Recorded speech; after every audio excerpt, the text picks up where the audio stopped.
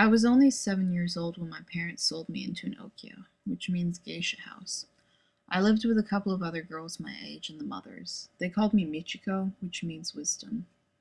It was hard being the daughter of a popular Tawaif in the village.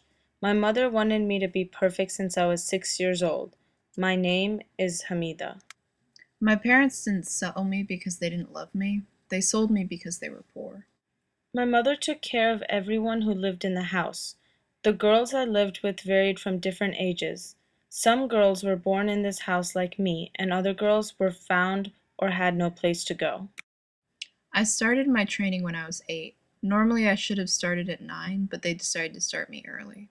My mentor's name was Toki, but she wasn't just my mentor, she was my only friend, despite the decade difference between our ages. Every day I learned how to dance, sing, and recite poetry with the other girls. It was fun but very competitive. My favorite has always been dance. Kathak was the name of the dance we learned. The beauty of it to me was how every dance tells a story with simple gestures. Toki taught me how to serve tea, how to be polite, how to get dressed, and so much more. I had to go through 3 stages: formal art, which took place at a school, entertainment, which I learned by watching Toki at other tea houses, and social skills, which I did on the streets by greeting people. When I was 18 years old, I started performing.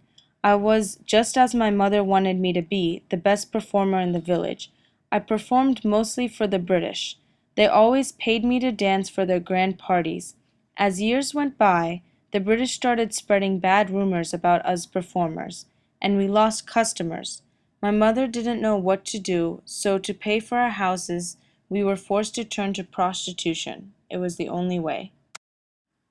Getting ready for my performance was a long process. I had to paint my face white powder mixed with water, accent my eyebrows and eyes with black, and fill my lips with red.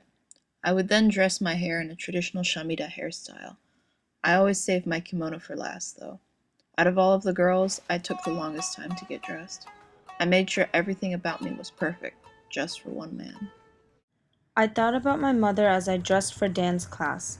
I made sure I had everything as I picked up the gungrus. I listened to the sweet sound each bell made.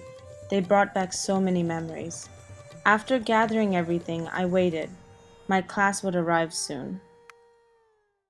I remember how much I loved him. It was love at first sight for both of us, but I knew if we got married, I couldn't live in the Okia anymore. It was a hard decision. The violent boiling water interrupted my deep thoughts, and I steeped the tea leaves in the water, placed 2 cups and a teapot on a tray, and took it into a room with a floor table and cushioned floor seats. I poured the tea in cups and handed one of them to my husband.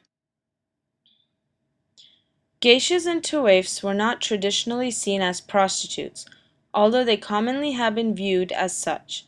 I chose to do this project because I wanted to demonstrate the viewpoint of geishas and Tawaifs as entertainers rather than common prostitutes.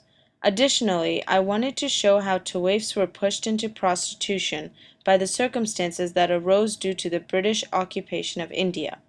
In modern-day Japan, very few geishas continue to practice the tradition of entertaining, while in India, the Tawaif tradition of entertainment has completely switched to prostitution.